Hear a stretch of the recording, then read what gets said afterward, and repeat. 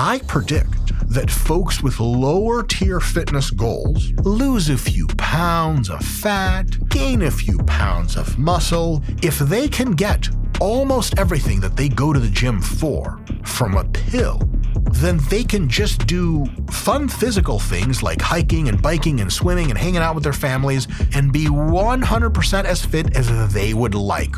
That's happening. It's going to start happening big time within the next 5 years. This genetic revolution will allow almost everyone that wants it to have the strength and aesthetics that they like overall with precisely zero training. Hey folks, Dr. Mike here for RP Strength, and I'm going to tell you something crazy today. Well, I do say a lot of crazy stuff. I think fitness, in the way that we understand it, has something like 10 years left to live. And so I'm not that smart. And so I need to put things in my own head in a way that I can understand them. And the best person ever to do that before me was Forrest Gump's mom. That's right.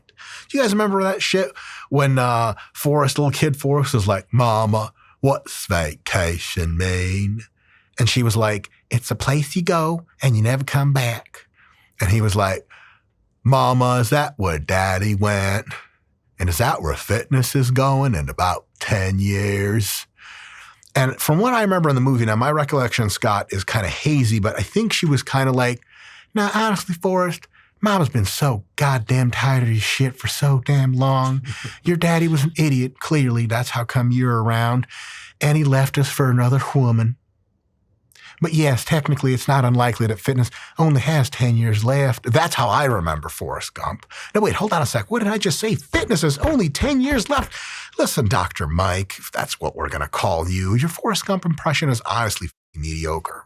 Please, just cut to the chase. All right, very well. Couple points to make the point. Point number one, how the hell do I get to 10 years of fitness remaining? Nearly every body change that you have occurs because your genes produce more or less, signal the production of more or less proteins as a response to exercise training. For example, when you train, myostatin expression goes down. Myo means muscle, statin means stop or block. When less myostatin protein is being produced by the signal to being produced by the genes that create the myostatin protein, you get less myostatin protein, guess what happens to your muscle mass? It's blocked less, it goes up. That is one of the core reasons why you gain muscles from resistance training. As a matter of fact, there are proteins inside of your muscles that detect mechanical tension and probably a few other things like fatigue byproducts. When the mechanical tension is detected, it doesn't grow muscle. That protein has a signaling cascade of other proteins and molecules that ping from one part of your muscle cell to the other until the last part of that signaling cascade ends in something like the proteins that actually produce the machinery of your muscles. It's genes and proteins all the way down, including from effector modulators like mechanical tension itself. So you don't actually need mechanical tension to grow, theoretically. You just need the end of that cascade line of molecules to flip into one direction versus the other, and then muscle growth results exactly like it would if you presented tension itself.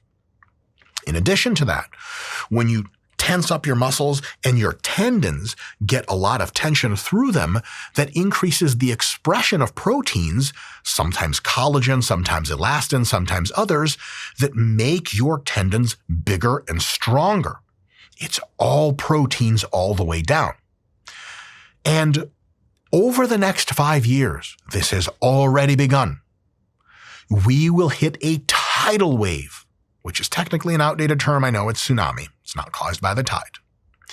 Of drugs that modify the effect of these proteins that are involved in exercise to great extents already. Drugs currently in testing like azelaprag and garetosmab modify protein activity at receptors that modulate exercise responses like mitochondrial proliferation, which gives you a bigger gas tank, fat burning, and muscle growth. When taking these soon-to-be future mega drugs that do a lot of what exercise does except by you just taking a pill, I predict that folks with lower tier fitness goals will no longer have to go to the gym at all. What do I mean by lower tier fitness goals? Lose a few pounds of fat, gain a few pounds of muscle, be a bit healthier. I mean, that's like millions and millions of people in America that currently go to gyms and around the world that currently go to gyms. If they can get almost everything that they go to the gym for from a pill, then they can just do fun physical things like hiking and biking and swimming and hanging out with their families and be 100% as fit as they would like. That's happening. My best guess is it's going to start happening big time within the next 5 years. Now, through that process of really advanced drugs, folks who want extra results will still lift and still do extra cardio for the time being. Now, here's where shit gets really crazy. In more like 5 to 10 years, not within 5, genetic engineering as a process regularly applied to humans is very likely to blow up. And by blow up, I mean not physically, I mean become radically more adopted in common use. Even for things that aren't diseases, just upgrades. And that's going to let a lot of folks alter their DNA so that they don't need to exercise to gain almost all of its benefits. That means that just through modifying your genes work as if you're always exercising a ton. And that means you're getting all those molecular downstream benefits, usually vectored through exercise, now vectored through direct gene modification, which means we don't even have to switch shit on or switch shit off. We switch it on, we break the switch off, and we leave the cell.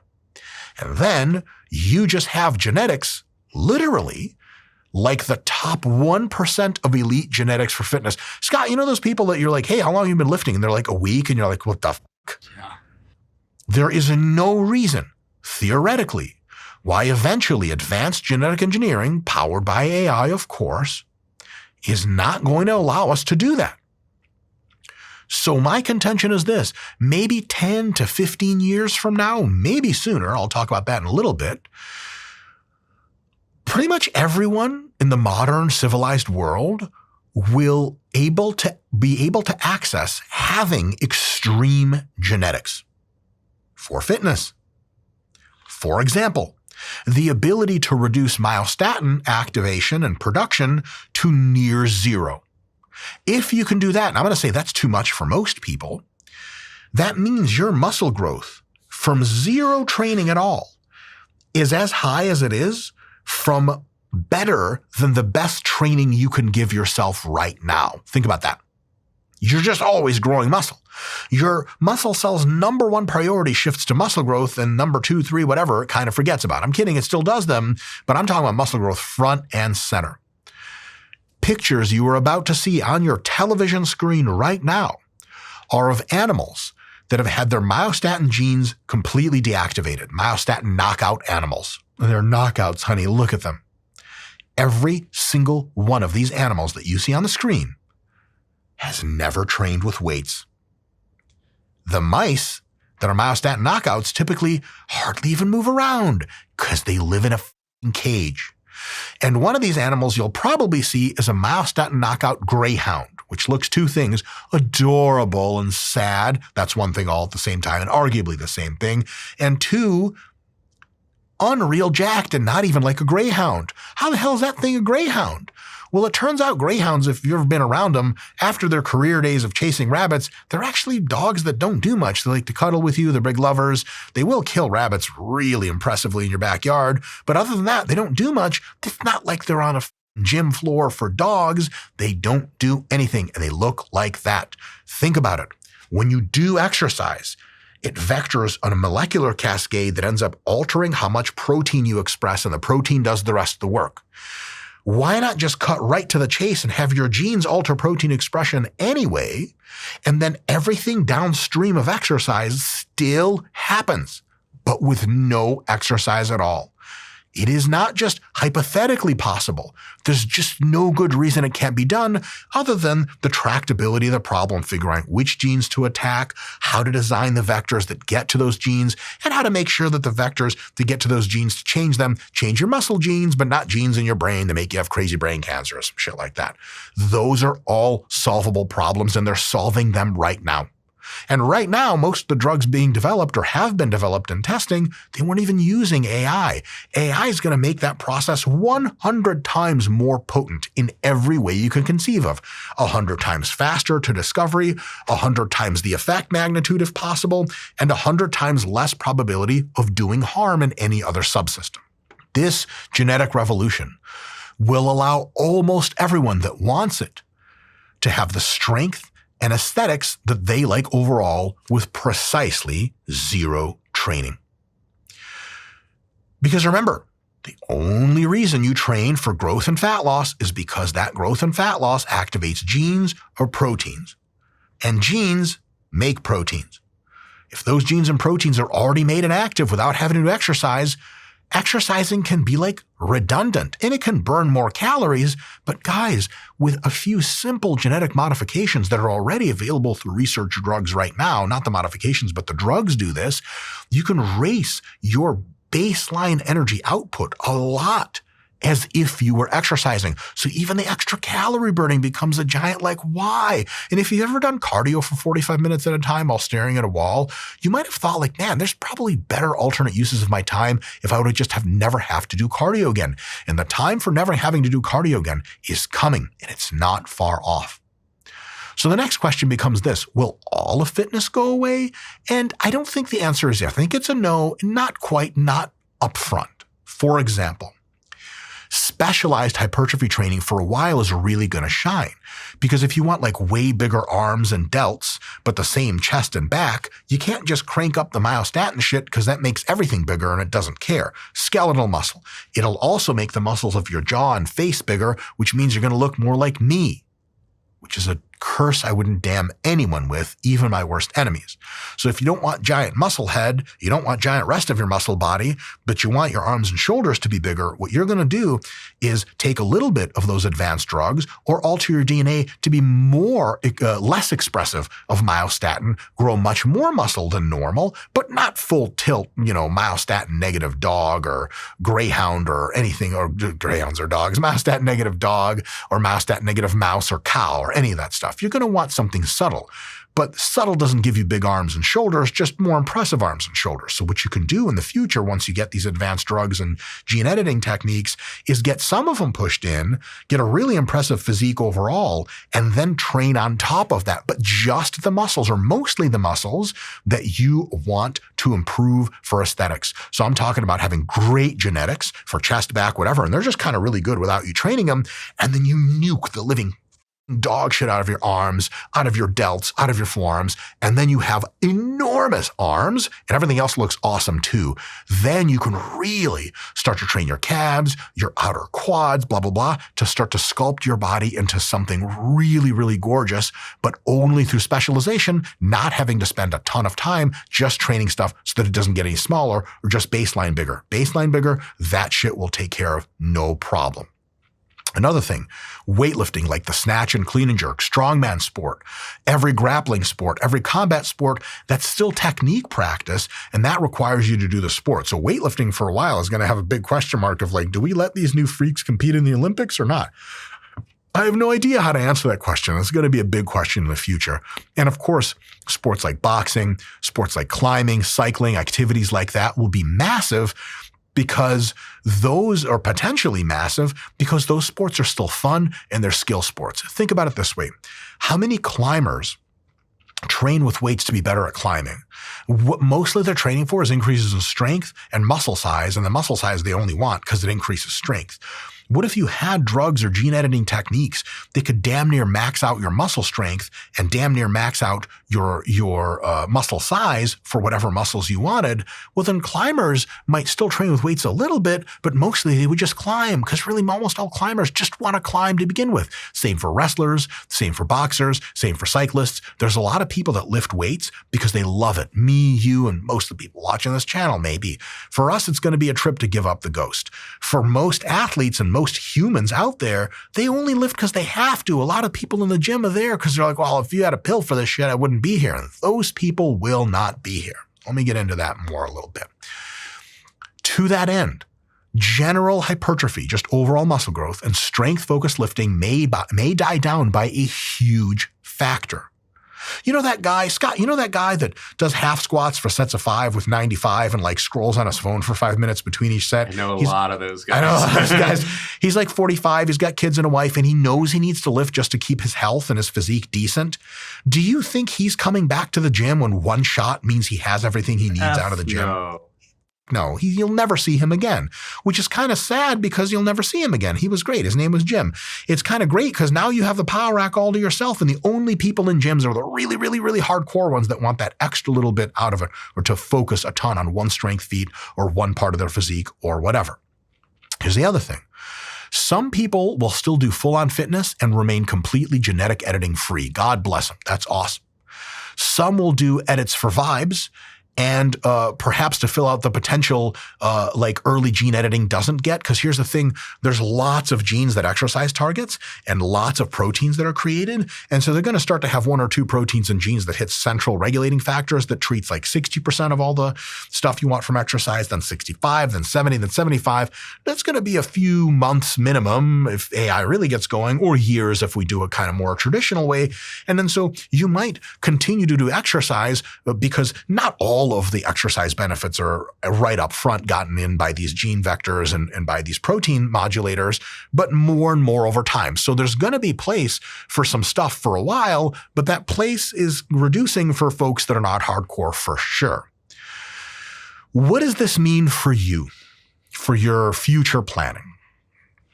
First thing, this is not formal investment advice. I'm absolutely not qualified for that. I just invest in general shit anyway. I would not sell your house to invest in big box gyms 5 years from now to 15 years from now. Why? Most of the attendees of big box gyms, Planet Fitnesses, LA Fitness, 24-Hour Fitness, those kinds of gyms. Most of the attendees at those gyms, most of the ways gyms make money is from people that only go to the gym to really just get like a giant green check mark that says you exercised and you burned some fat and you built some muscle and you got some health. When that's available in a pill, and later when that's available in a shot that you take once and then you just stay in shape the rest of your life, you gotta believe. Scott, am I going nuts, or like half of those people not coming back the next day? No, for sure. They don't want to be there to begin with. It's a very different thing when you want to be there than when you don't. And so big box gyms are going to go out of business like crazy, maybe before, but sure as shit during this revolution at some point. That's a thing. Hardcore hypertrophy or strength gyms will survive much longer because having this first wave of medications is going to make people even more psychotic at those gyms because they're finally, guys, imagine this.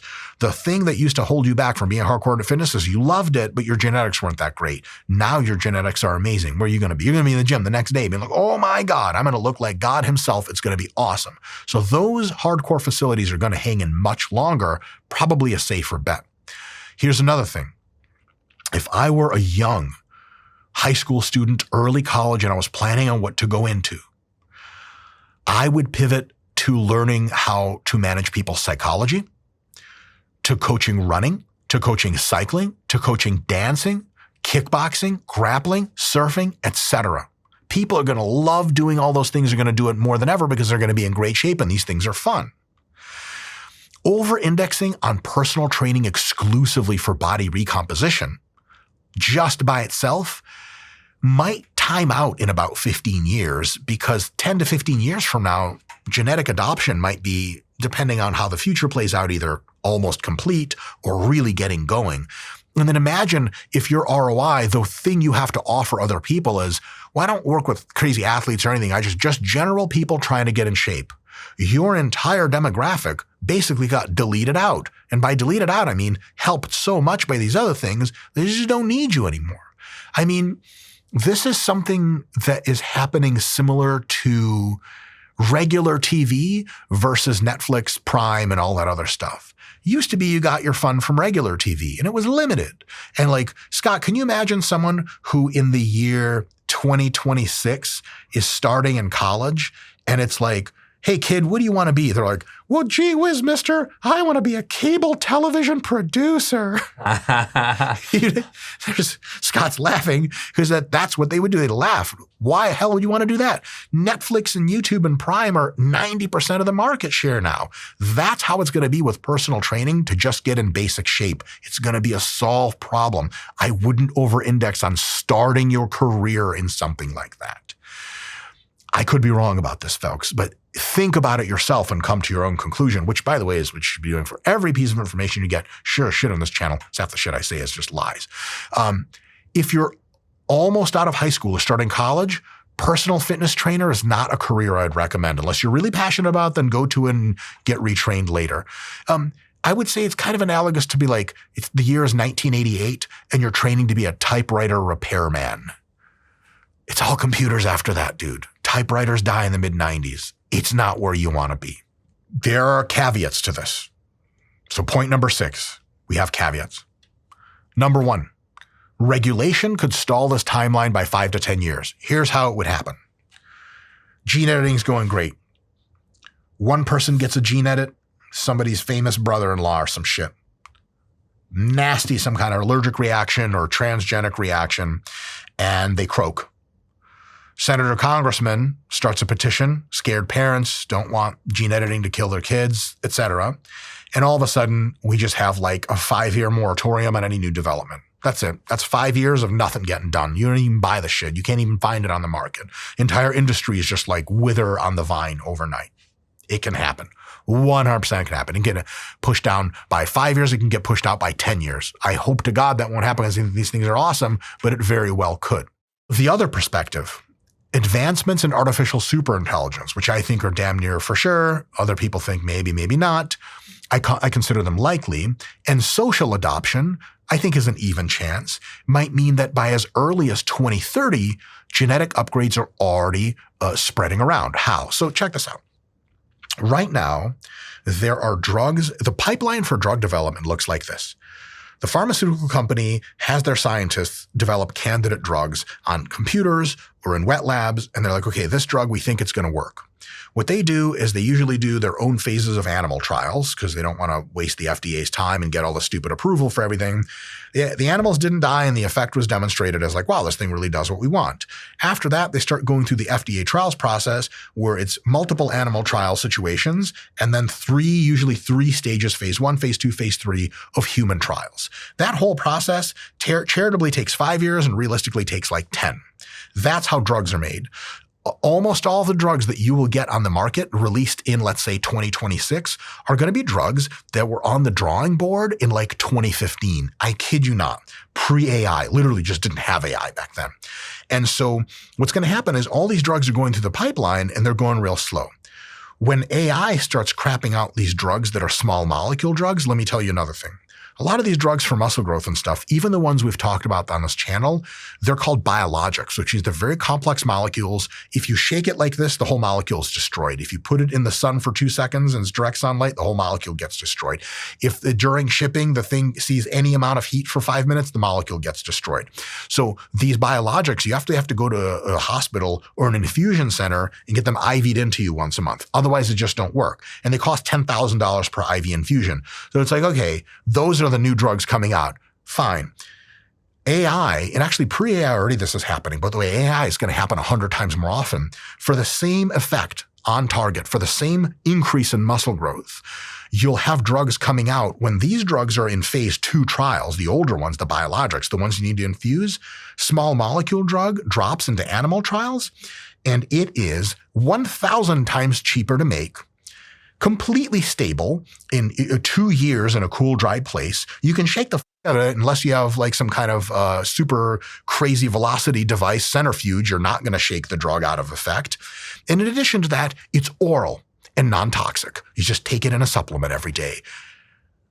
That biologic drug might never even make it to phase 3 because the Regeneron Pharmaceuticals or whatever is going to be like, paying for all that shit. We're canning this drug altogether. Small molecule trials, that goes through trials, and then everything gets better. But hold on a second. Small molecule drugs are amazing, but what about genetic editing? That same company, as the small molecule trials approach phase 2, could have gene editing drugs or gene editing vectors that solve the whole problem, one shot, one kill. So they might be like, well, we'll still release this drug, but like 2 months later, we release the gene edits. So what might happen is in 2028, we'll get hit with biologics. In 2029, we get hit with small molecule drugs, which make the biologics totally worthless. And then in 2030, people are starting gene editing already. So this whole cascade can happen a lot faster. Scott, remember how long, you don't literally remember, neither one of us was live, but the vinyl discs, the original, the records, right? Mm-hmm. That was like 20 or 30 years, the technology you used. Then you had 8-track tapes. That was like 10 years. You had regular tapes, that was sort of 10 years, maybe more like 5. CDs didn't last that long. MP3s replaced CDs. They didn't last hardly at all. And then we went straight streaming, Spotify, whatever, and that's the dominant paradigm. Every single new paradigm of tech lasted for less long because we were doing one of these exponential shits. That same thing is highly likely in this scenario, where it could be that we don't see gene editing until 2040, but it could be that as of 2030, drug companies don't even barely work on drugs anymore. They just work on gene editing vectors because who the hell when I buy your drug? I have to take it every morning. I have to remember to take it, blah, blah, blah. Why don't you just give me the shot once and make me upgraded so I never have to take the drug? That might very well be happening. As a matter of fact, today, if you have, well, about $1 million, you can already get this massive anabolic upgrade from getting your follistatin genes with if you go to like Costa Rica or some shit like that. Now, not a lot of people have $1 million. Brian Johnson got that treatment, Mr. Anti-Aging Man. He's great. And, I'm not going to Costa Rica for shit. No offense, Costa Ricans, you guys are great, but I want my medicine tier 1. And so a lot of people won't do that. But when the gene editing is $10,000, and it's one shot, one kill, and it's in, American or Swedish hospitals, and all of a sudden you get it and your myostatin works only half as good. How many professional fitness people for $10,000 do you think will take a drug that multiplies all of their future muscle growth by 2? Scott, how many people spend $10,000 on a titty job? And so many. That's it, man. Just multiply that number out and we got it, right? So here's another thing. Big caveat. I think a lot of people get like weird vibes from this dystopian hellscape where we're all genetically modified, like we have like an arm coming out of your chest. I think it's highly likely, like with all drugs so far, no one will be forcing you to do any of this. Like with vaccines and stuff, you can get other people sick. With jackedness and exercise drugs, not anyone's problem that you're not jacked or not exercising, really. There's no infection stuff. So there's going to be a natty fitness industry. They're going to be a part of the fitness industry in which people are unmodified, and that's going to be a thing. I'm not sure how big it's going to be, and here's why. It could be really big if people really reject the DNA stuff. It could be really tiny if everyone's like, response to genetic upgrades eventually, like the respond to cell phones now. Like how many people do you know legitimately don't have a cell phone? Like it might be 0 people. And you're like, well, don't you want to stay natty? And they're like, but the thing tells me where to go on a map and lets me talk to people and I can pay online and I can pay with the phone at a terminal at a CVS. Why wouldn't I have it? And if someone's like, yeah, I got one shot. It costs $500, but like now I just grow as much muscle as I want. They're like, what? Like, it's got to kill you, right? No, it's safe. Like, why the hell am I not doing that? So we'll see. Now, last thing. Is this a good thing or a bad thing? Everything is a mixed bag. I think this is bad because it looks like commercial gym culture could be really declining fast once the big upgrades hit. And that sucks. Gym culture is a vibe. A lot of people make money out of commercial gyms too, so they're going to have to pivot. Another thing I think it's bad is because some folks, gym folks, personal trainers, etc., will have to retrain to help people with non-hypertrophy problems because we'll have solved the hypertrophy problem. But I think it's amazing because those of us who want, will no longer have to spend hours of our weeks training. We can do other valuable things and hobbies like, helping people in need, helping the homeless, helping unparented children, the needy in other countries, veterans, the elderly, and honestly each other. Because I think a lot of people, and this is research backed, are dying for more real world social interaction. And right now we're busy solving so many problems, we haven't even gotten around to that. I think the average person wants something like 10 friends and has something like 1 to 2 or 1 to 3. There's a big friend deficit that we can all solve if we just met up and had a lot of fun together, but we're busy working out and doing all kinds of other shit that doesn't allow for that. So I think it's going to be unbelievable for most people, because at the end of the day, for very many people, not me and you, for very many people, exercise and getting jacked is a chore. We could just eliminate that chore. It'll be unbelievable. Now, I think this is awesome personally, because as soon as I get to have the body of my dreams without doing shit about it, I'm going to dive so deep into Brazilian Jiu-Jitsu training, which I do a little bit of now, but I've been missing like crazy because I have to do this bodybuilding thing.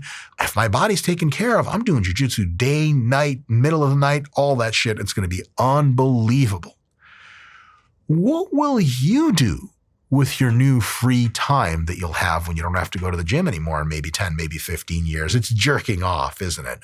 We all knew it was that. Scott, what if they make a pill that, you know what, never mind. I'm not even going to go down that road.